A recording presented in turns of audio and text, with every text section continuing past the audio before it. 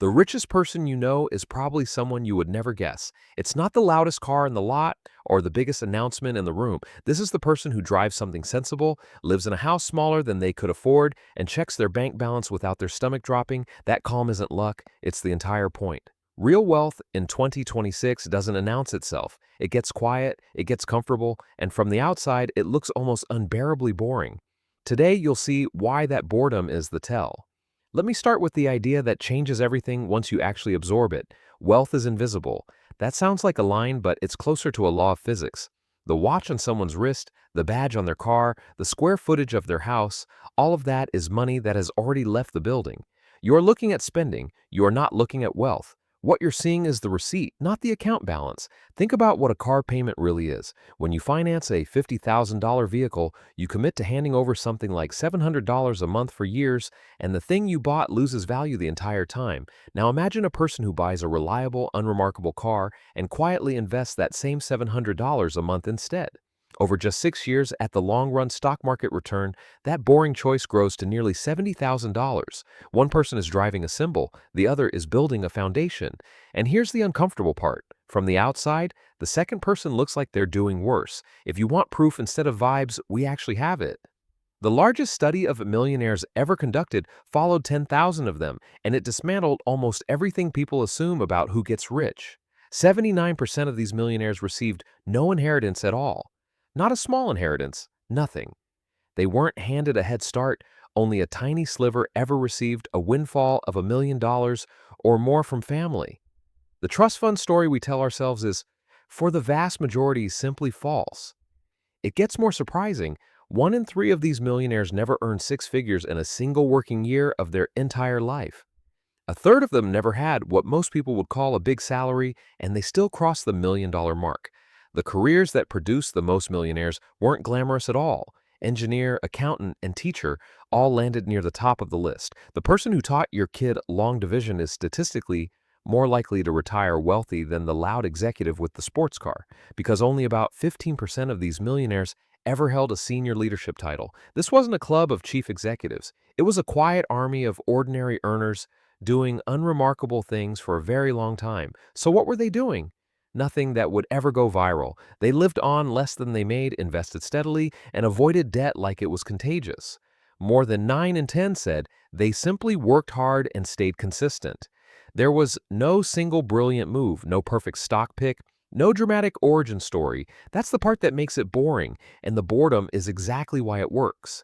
To understand why boring is the winning move, you have to understand the engine underneath it, compounding. Compounding is the most patient force in finance, and it's spectacularly dull to watch in real time. Over the last century, the broad American stock market has returned around 10% a year on average. In any single year, the number bounces all over the place, up 30, down 20, sideways for a while, but stretched across decades, that average does something almost unfair to your intuition. There's a rough shortcut called the rule of 72.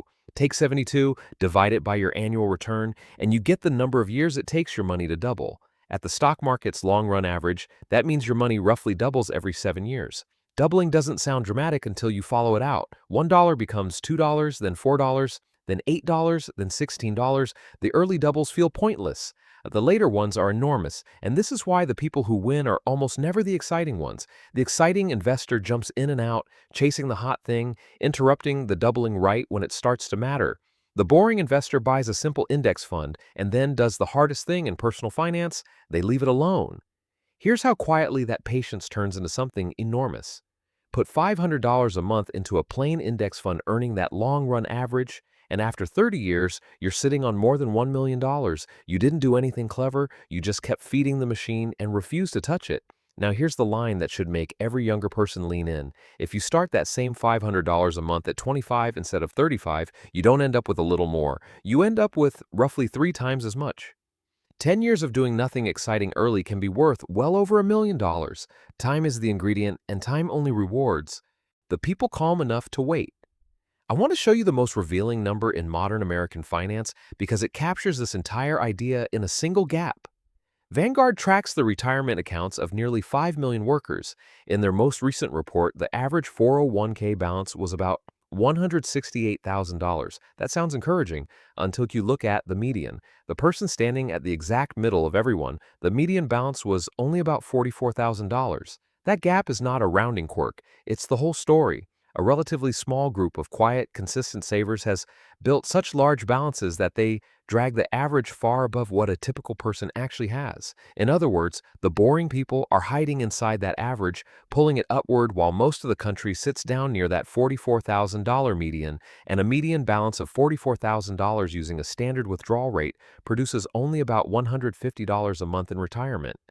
That's the real emergency, and it's happening quietly without anyone posting about it. The first mechanism is almost embarrassingly simple. They automate. Real wealth isn't built by heroic willpower every month. It's built by decisions you make once and then forget. The people who succeed set up an automatic transfer that moves money into investments the same day their paycheck lands, before they can feel it, spend it, or talk themselves out of it.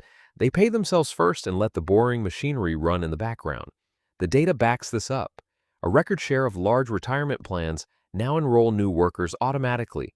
Saving happens by default, and stopping requires effort. When the boring choice is the automatic one, people build wealth almost by accident. When the exciting choice is the default, they stay broke almost by accident. That's the entire secret. Design your money so the wealthy behavior happens on autopilot and the reckless behavior takes work. Underneath the investing sits a second boring layer, the humble emergency fund. Right now, a good high-yield savings account pays around 4%, while the typical big bank savings account pays almost nothing.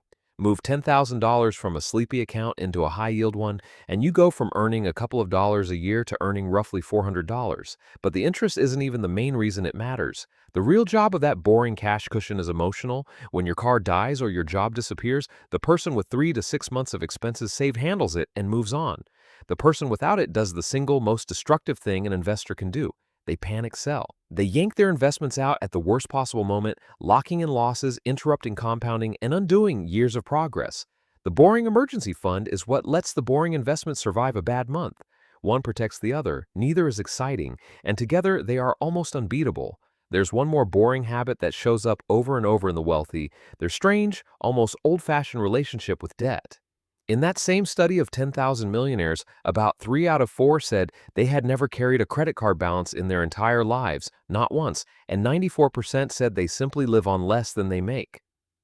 Read those two numbers together and a picture forms. These are people who treat a credit card as a tool rather than a lifeline, who pay it off in full every month, and who refuse to rent a lifestyle they can't yet afford. High-interest debt is really just compounding pointed in the wrong direction. The wealthy understood something plain. You can't outrun interest, it's running the other way, so they never let it start in the first place. The boring path has a second pillar, a home you can actually afford, slowly paid off. Recent federal data shows the median net worth of American homeowners sits near $400,000, while the median for renters is closer to $10,000. That's a gap of almost 40 to 1.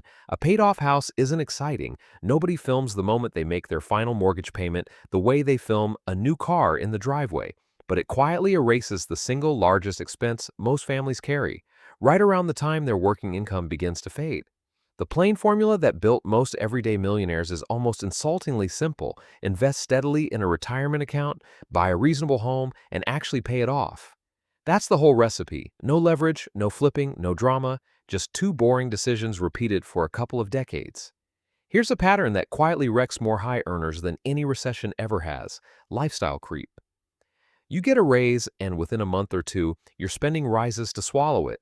A bigger apartment, a nicer car, slightly more expensive everything. The raise vanishes into your lifestyle creep. You get a raise, and within a month or two, your spending rises to swallow it. A bigger apartment, a nicer car, slightly more expensive everything. The raise vanishes into your lifestyle, and your savings rate never actually moves. You could double your income over a decade and be exactly as fragile at the end as you were at the start, just with fancier problems. This is why so many people earning comfortable salaries still live paycheck to paycheck. Their spending is a shadow that grows the moment their income does. The people who quietly get wealthy do something that feels almost strange in a culture built on more. They define enough. They decide on purpose what a good life actually costs for them, and then they let their income climb past that line without letting their spending follow. When a raise comes, the difference goes straight into investing rather than into an upgrade. It looks like they're leaving joy on the table. What they're really doing is buying the most valuable thing money can purchase, freedom, and freedom doesn't photograph well, that's why you never see it. Consider a hypothetical. Marlon earns $200,000 a year and looks the part completely. The car, the watch, the vacations, the address. Everyone assumes he's wealthy, but his spending rose to match every raise. He saves almost nothing. If his income stopped, his entire life would collapse within about 2 months. Now, picture Bernard, a recently retired school teacher who never once cracked six figures. She drove modest cars, lived in the same small home for decades, and quietly invested a piece of every paycheck for 35 years. She's a millionaire. Marlon looks rich and is fragile. Bernard looks ordinary and is free. Only one of them ever has to worry, and it's not the one you'd guess from the outside. The clearest living example. Warren Buffett is worth well over $100 billion, and he still lives in the same house in Omaha he bought in 1958 for $31,500. He drives himself around. For years, he used an old flip phone. His own line is, "At a certain point, possessions start to possess you." The wealthiest investor of his era chose the boring house, the boring car, the boring routine. That choice isn't a quirk. It's the philosophy that built the fortune. Here's what real wealth actually is underneath all the noise. Forget the number you show other people. What matters far more is the number of mornings you wake up without dread. Real wealth is the ability to absorb a surprise bill, a job loss, or a bad year without your life quietly falling apart. What you're really buying is options, calm, and time that belongs to you. The freeing part, if wealth is boring, then it's also learnable, repeatable, and available to regular people on regular incomes. You don't need a viral moment or a genius idea. You need to spend less than you earn. Invest the difference automatically. Keep a cash cushion so you never panic. Avoid expensive debt and then do the single hardest thing, wait while it compounds. That's not a secret reserved for the lucky. It's a boring routine anyone can start this month. See, the people who look rich are often just spending their future to decorate their present.